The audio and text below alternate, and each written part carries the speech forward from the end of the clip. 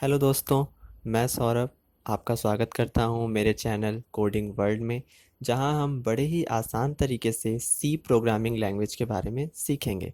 So please channel को subscribe कीजिए, videos को लाइक कीजिए और शेयर भी कीजिए। तो चलिए देखते हैं।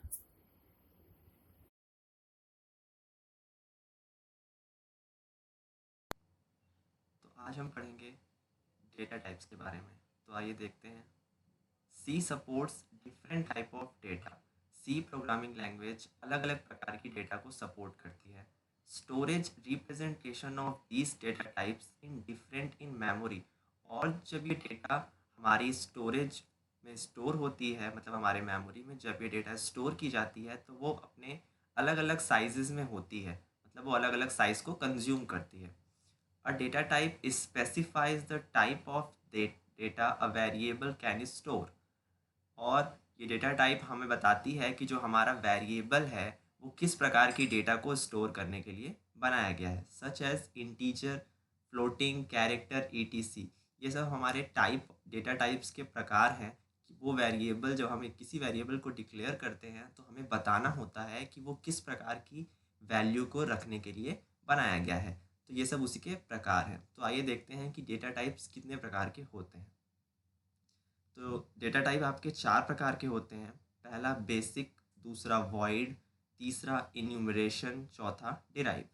तो फिलहाल आपको सिर्फ अभी बेसिक के बारे में जानना है, बाकी के जो 3 हैं उनको हम आगे देखेंगे। तो पहले आते हैं बेसिक्स पे। तो बेसिक में आपके कुछ 6 डेटा टाइप्स आते हैं जो कि नॉर्मल प्रोग्राम्स में आपको देखने को मिलेंगे। तो पहला आपका आता है आईएनटी, इसे इंटीजर का शॉर्ट फॉर्म भी बोला जाता है। दूसरा होता है फ्लोट। तीसरा है कैरेक्टर का शॉर्ट फॉर्म कैर, डबल। नेक्स्ट है लॉन्ग और लास्ट है लॉन्ग डबल। तो ये सब आपके जो बेसिक डेटा टाइप्स हैं वो आपको प्रोग्राम्स में यूज़ करने हैं फ़िलहाल के लिए। तो आगे आपको बताते हैं कि इनके कैसे यूज़ करना है।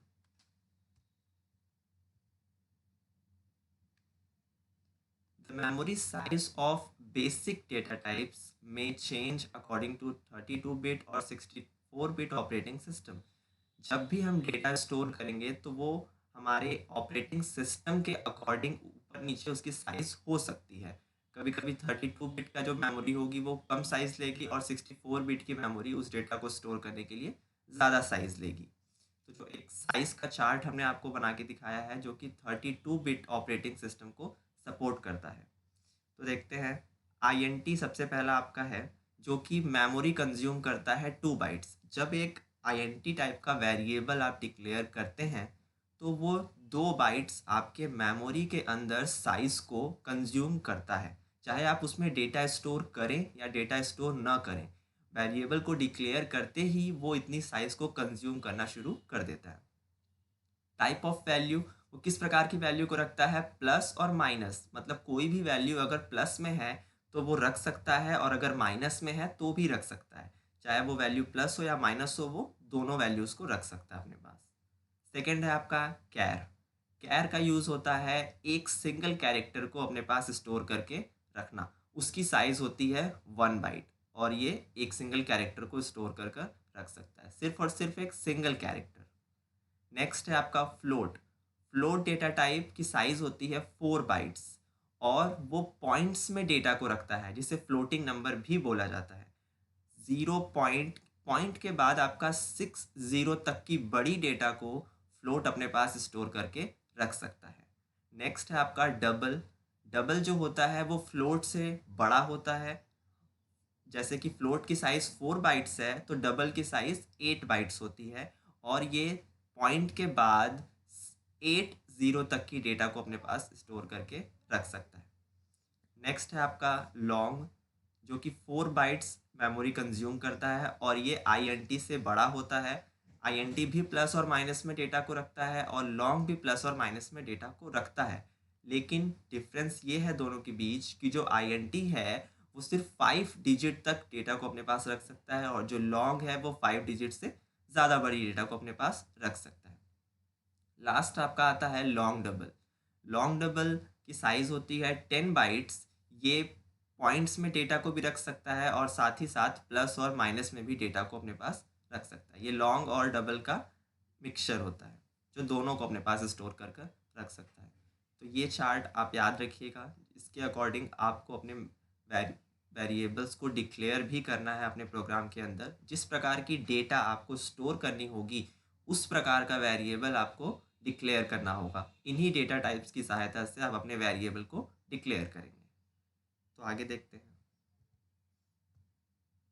अब हम नेक्स्ट टॉपिक देखते हैं वेरिएबल्स। तो वेरिएबल्स क्या होते हैं?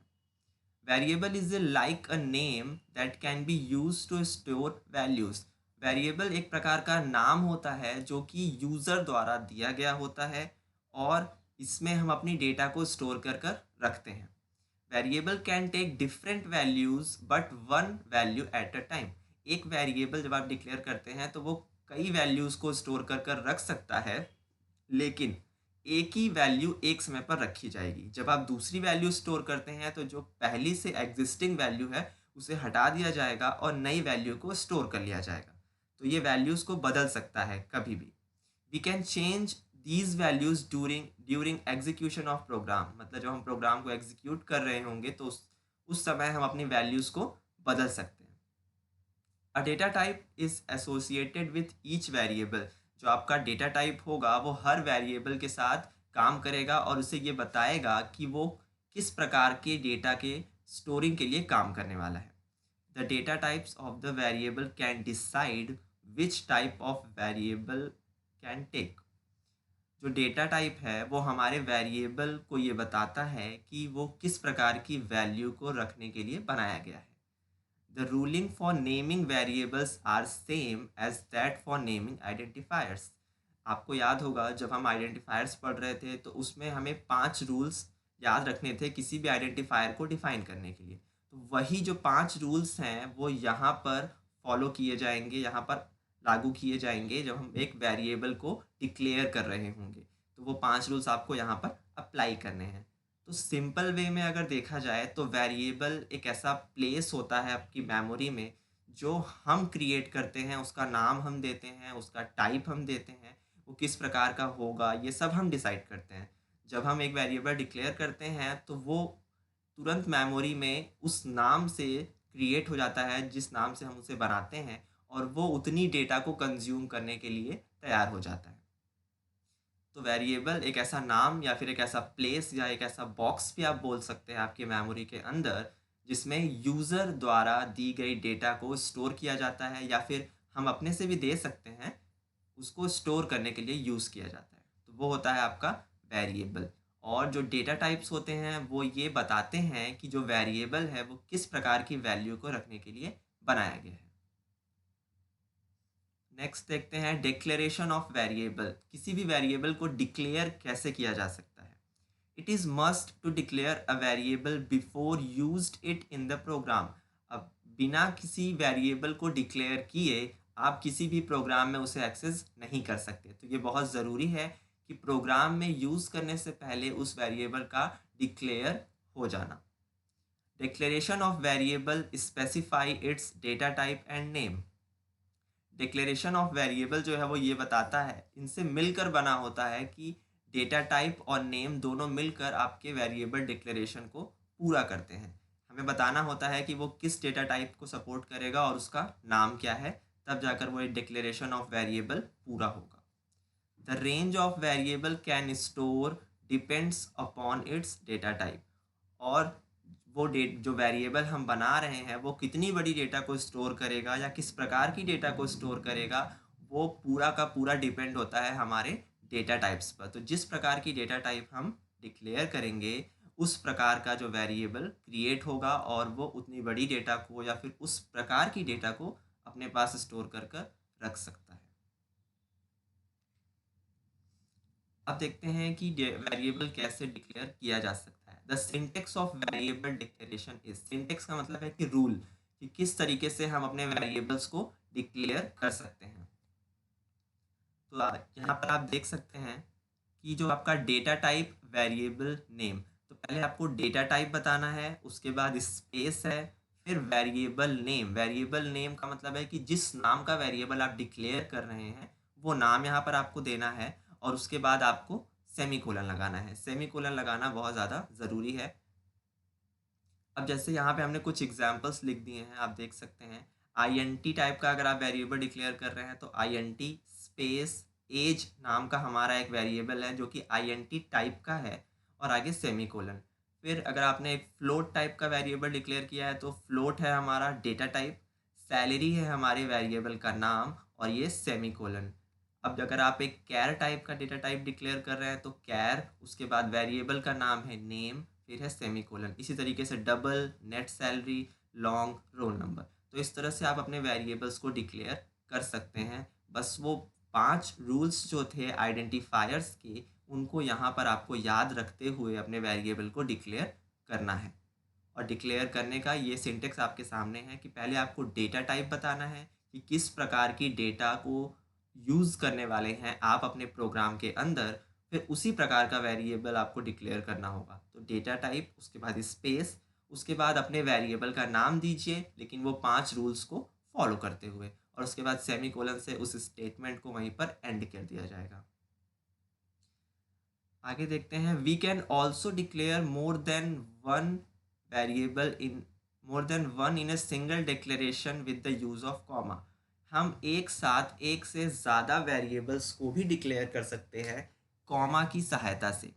जैसे कि आप देख सकते हैं कि आईएनटी एक डेटा टाइप है जो कि ए कॉमा बी कॉमा सी, यानी कि आईएनटी 3 वेरिएबल को डिक्लेयर कर रहा है एक ही समय पर, जिसका नाम है ए कॉमा बी कॉमा सी। तो ए बी सी हमारे 3 आईएनटी टाइप के वेरिएबल्स हैं, और कॉमा का काम है उनको सेपरेट रखना। याद रखिएगा कि स्पेस तो अलाउ नहीं है, तो हम यहाँ पर कॉमा लगाएंगे ताकि उन वेरिएबल्स को सेपरेट रखा जा सके। नेक्स्ट है आपका फ्लोट। फ्लोट भी ए बी सी, इस तरीके से आप अपने 3-4 वेरिएबल, जितने आप चाहें उतने वेरिएबल एक साथ डिक्लेयर कर सकते हैं। उसी तरीके से कैर है, आईएनटी और फ्लोट। तो इस तरीके से आप अपने वेरिएबल्स को डिक्लेयर कर सकते हैं अपने प्रोग्राम के अंदर।